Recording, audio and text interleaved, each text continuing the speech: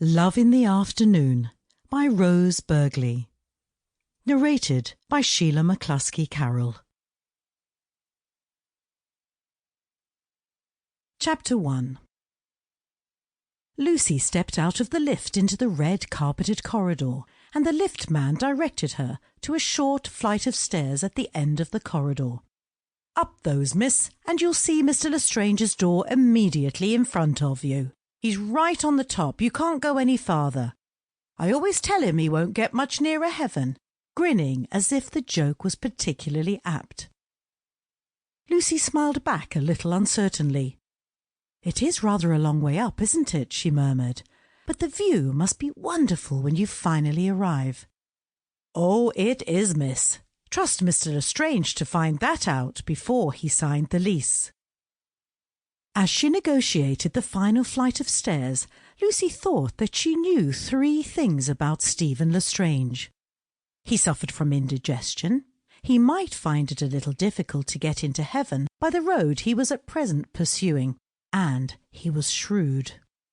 He considered all the advantages before he signed such a thing as a lease. As for the indigestion, she had the remedy for that under her arm. Dr. Phillimore had left it on his desk with a note.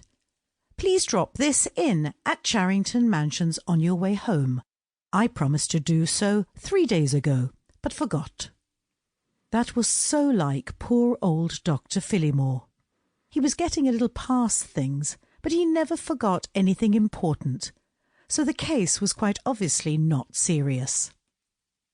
Lucy recognised the mixture at once, white and soothing and sedative, and she knew that it could work miracles under certain circumstances, particularly when the circumstances involved overindulged stomachs. On the top floor, she stood outside a white painted door and waited before she pressed the bell. Sunlight flooded the corridor, streaming through a window that was made up of many different panes of brilliantly coloured glass, so that the effect was rainbow and dazzling. Lucy's short fair hair discovered a golden aureole, and her pale skin became flushed with rose. Her pink cotton dress turned to challenging violet, and the rest of her was an entrancing shade of green. She pressed the bell, but the result was so negligible that she had to press it again, and after waiting perhaps half a minute, she then waited a full minute before applying her finger to the glittering push-button, and this time she could hear the summons shrilling all round the flat.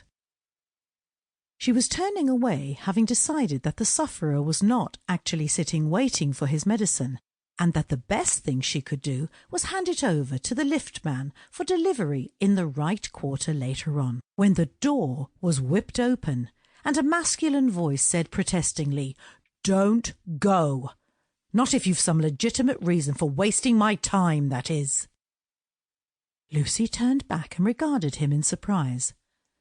The only other thing she knew about Stephen Lestrange was that he was what is known as a fashionable portrait painter, and she was prepared for a certain amount of eccentricity, but not definite rudeness. This man was most decidedly rude, exercising so little control over the impatience that obviously possessed him that his voice was harsh and imperious, and his eyes simply flamed with irritation. But they were such lustrous hazel eyes that she blinked for a moment as she stared back into them. His hair appeared to be full of burnished lights, unless it was the effect of the coloured fanlight immediately above his head, and lay close to his scalp, like a metal cap, save where the ends turned back on themselves in an intrepid desire to curl crisply. He was wearing a white silk shirt filled in at the neck with a spotted handkerchief, and black corduroy trousers. The trousers were paint-smeared, and as explanation of why they were paint-smeared, he waved a palette at Lucy. "Well, hurry up, what is it? We can't stand here all night, and as you can see, I'm in a hurry." "I rang 3 times, Lucy remarked, somewhat unnecessarily as it turned out.